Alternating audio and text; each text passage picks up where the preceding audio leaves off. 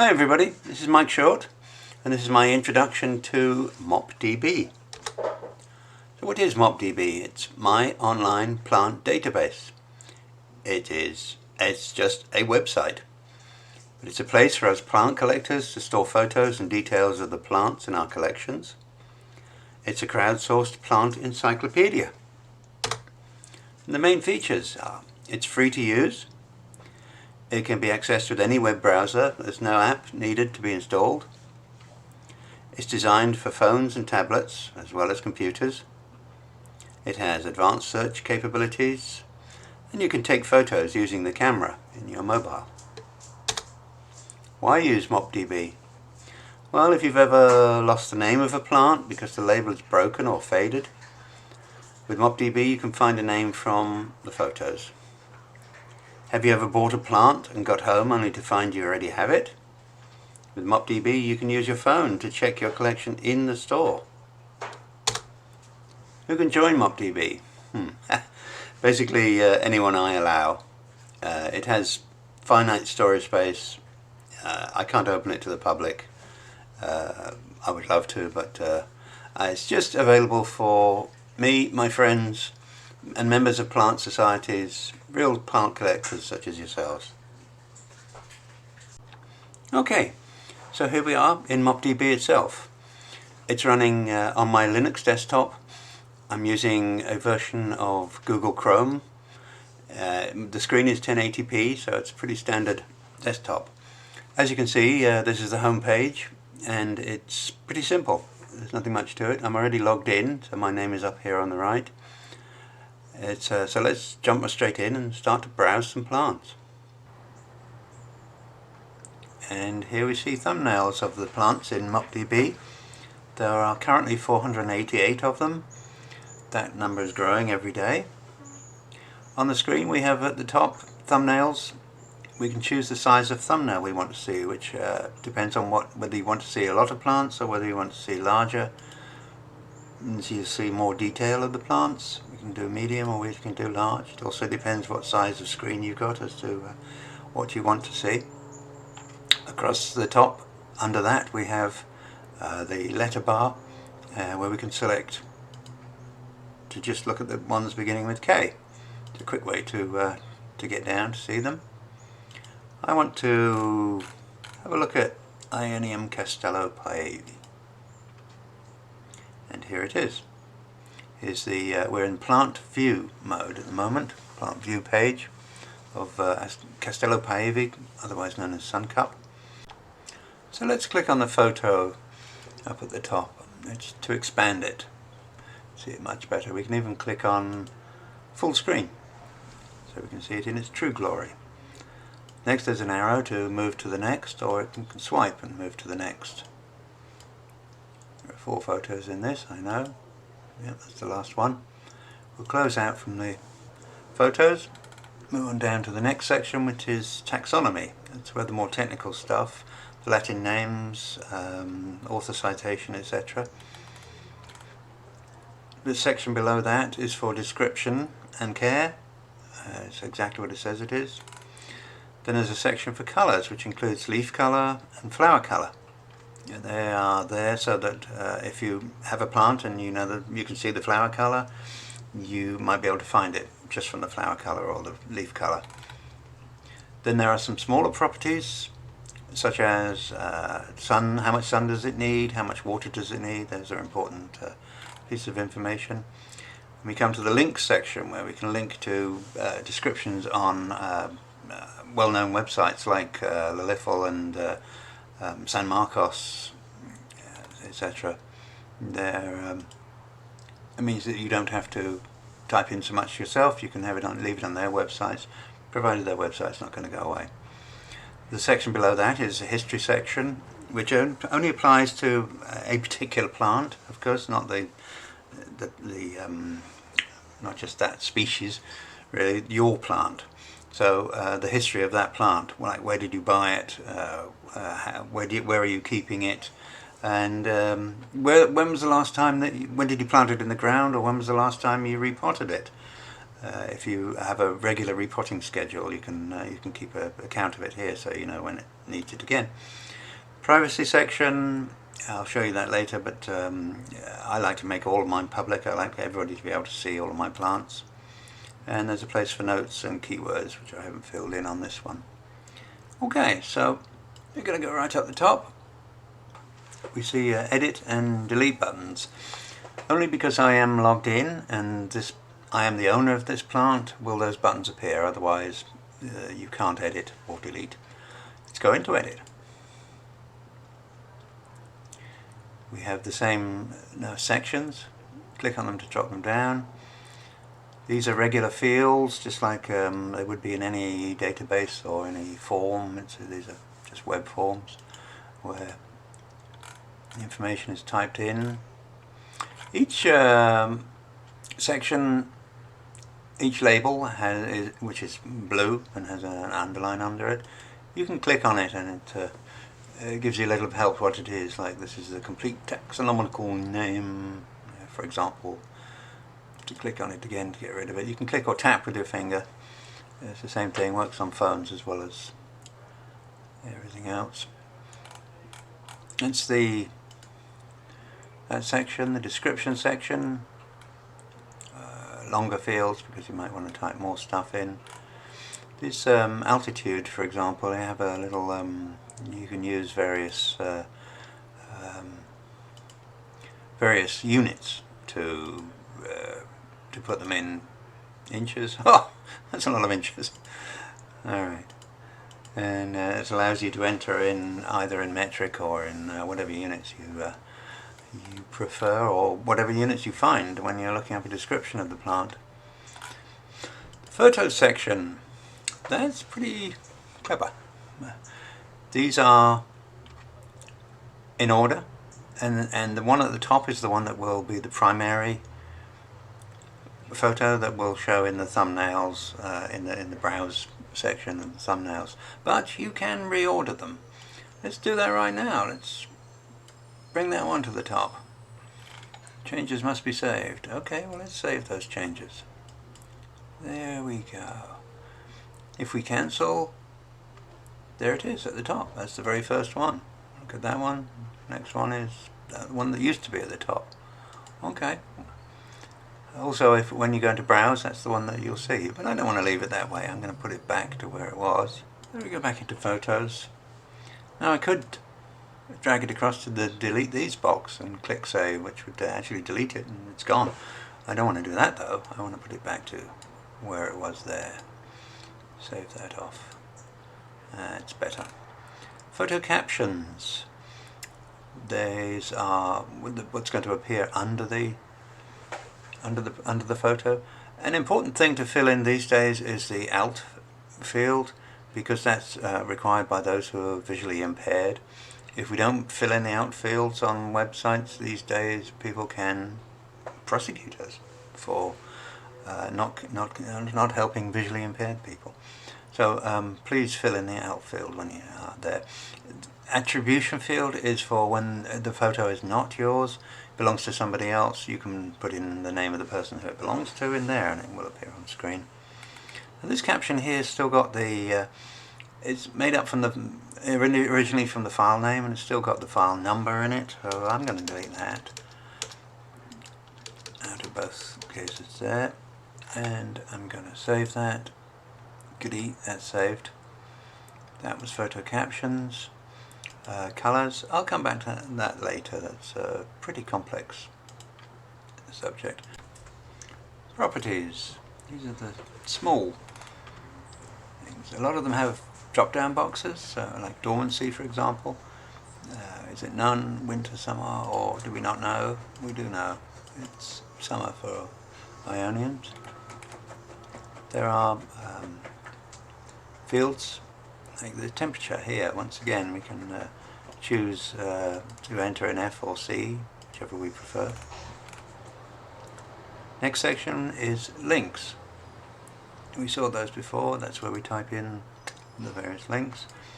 History fields. These are dates. Date planted, purchase date. Let's say it was planted in July 16th. There we go. There it is. Done. Actually, let's get rid of that because it's not true. Purchase price, etc. Privacy, I said I was going to show this. View permission can be everybody, members only, or just yourself.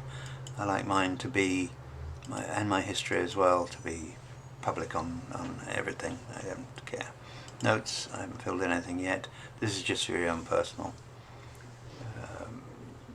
Things about this particular plant. It nearly died of mealybugs. That would be a common one to put in. And okay, I'm going to save because I did make some changes. That's pretty much the edit page. So if I cancel out of edit, it takes me back into view, and if I close that window, I go back to the browse where I was. I can start looking at another plant. Okay, good. Okay, so I want to look for a plant. I can't remember its exact name, but the only thing I do remember about it is that it has sex in the name. Well, you would remember that, wouldn't you? So this is the search page. Search options. Which plants? I'm going to just search through my plants. I'm not going to be case sensitive, and I want to see small thumbnails when I'm done. So let's go ahead and do the search. And, oh, there it is, Kalanchoe sexangularis. Of course. Why didn't I realize that? Let's see me forgetting that. And we have 4 nice photos of it. But what I want to do is I want to put the colours in. So I'm going to jump straight in and go to leaf colour 1. Now the various sliders up here, you can create the colour if you like. You can pull these around and you know, make a colour at any time, or you can go down to the photo and find a place on the photo that you think is the right colour. Now you see the little box that's above the cursor, changing colour as it goes across. Well, first of all, I want to pick out the green part, because when the plant is young, or when it doesn't get much sun, it's mostly green, so I think that's pretty representative of the green. Okay, now I'm going to pick out some of the red, and it's this sort of crimsony red is very much what the plant tends to look like. So I'll choose that as leaf colour 2. Leaf colour 3, no, there isn't really a leaf colour 3, is there? So we'll cancel away from that. Flower colour. Down below we have flowers, so let's choose one of those. That looks pretty typical. So there's our first flower colour, flower colour 1. There was a darker bit on the back sides of the flower, which I think we can pull that in. I would say perhaps that one's typical of that colour, and we'll OK that. So we've got that one in. So there we have the flower colours in. Now, why? It's interesting to see that this is the hue, saturation, and lightness, HSL. I chose those two by clicking on 2 parts of the photo. Look at that, exactly the same hue. That's interesting, yet these are wildly different. Okay, now the reason that we did those flower colours was that we could now search for that plant using those flower colours. Let's see if it works at all. Let's say flower colour 1 between, it was yellow, wasn't it? So it's quite yellow, so you want quite a lot of lightness on it. When we're doing a search on colour, it's only the hue that is being searched. So let's say that we want something that's got a flower between sort of orangey yellow and slightly slightly greeny yellow. It's in that yellow section somewhere there. We know that much. Okay, let's say that. So somewhere between that and that, probably. Let's have a look, search, and Oh yeah, we found it. Look at that. We also found a euphorbia and an ionium and a euphorbia and Sex angularis. Okay. So you may wonder, if you put a load of data into MOPDB, is it safe? Well, I do back it up twice a week, and so it should be fairly safe. But what you really should do is save it, your plants, to your own computer for your own storage. And for that we have the export function. Now I'm going to just choose a subset of my plants, and I'm just going to export my aloes. I only have a few aloes in, so that's the list of them. So when I click continue, it creates a zip file which I can then download to my computer. It's done. I can open it. There's a spreadsheet in there which I can open up in my spreadsheet program, and here they are. Here's the those plants with all the fields, the lots and lots of fields. That's the spreadsheet. Also inside that zip is the actual photo files themselves. They're zipped up in there. So you've got everything. You can put the two together. So that's the export function.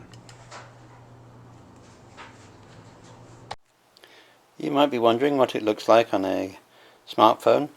Well, here it is on my Samsung Galaxy 5, ancient Galaxy, and it looks pretty similar to how it does on a desktop. So I'm going to go into Browse. There they are, the plants. I can go into Large View to see them even bigger. I can select a particular letter, choose just to see the G's, and there they are, the plants all in there, the G's, and oh, that's a nice one. Let's have a look at that one. Hymnocalecium baldianum. Tap on the picture. Oh yeah, that's looking good. Double tap, look even bigger. Wow, that's nice. Thanks Maria for uploading that. There we go. Hymnocalecium baldianum. Right, so now I want to add a photo that I've just taken to one of my plants. So I'm going to search for it. It's the Gasteria acinacifolia. So I put the species in, and I just type in the first few letters and search. Yeah, there it is. So there it blows. Go into edit mode, photos, add. I'm going to choose a file from my file system. I'm in the right directory already. Type in the first two letters, and yeah, that's the one I want. Double click that. Ooh, there it is. Upload it. There it goes. There it is at the bottom. So we got that loaded. I can cancel out of edit mode, go back into view mode, have a look at the photos. There's the plant. Big old Gasteria in it. There's the flowers, and there's the one we just uploaded. Yeah, I like that. Good. Now I want to take a photo of Kalanchoe beharensis, a plant that's growing out in my garden, and it's actually outside a Wi-Fi range. So what I'm going to do is use my wife's Samsung Tab, which is just a Wi-Fi machine, it's not phone connected, and walk out there and take a photo. I could take a photo with my camera and get a file and upload it, etc., but this should be easier. So I'm looking at the beharensis here, and what I'm going to do is I'm going to go into, I'm going to tap edit, I'm going to tap photos, I'm going to tap add, and where it says choose file, hit the choose file button, and because it has an inbuilt camera, it has the options of camera or browse. If I wanted a file, well, these are the photos that are in the photo gallery.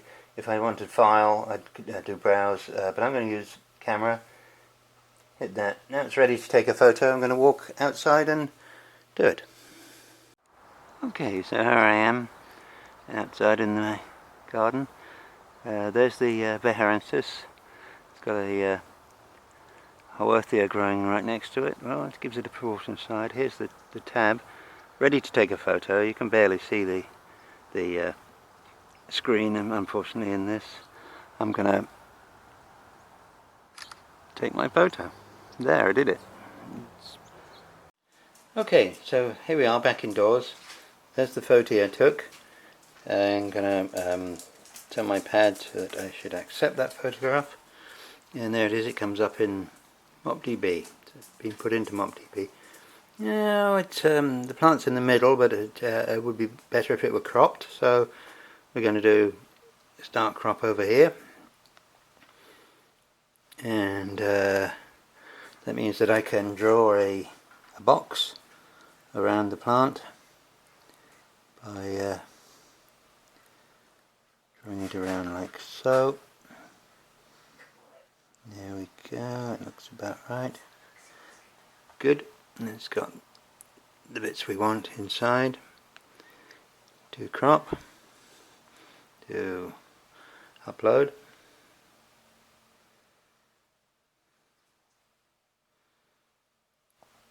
Takes a little while because it's a fairly big file. And accept that. Back in here we are back in photos, and yes, there it is. So here it is, the Kalanchoe Beharensis back on my main computer. Have a look at the first photo of the plant when it was a little baby, when I first got it, and there's the one we just took.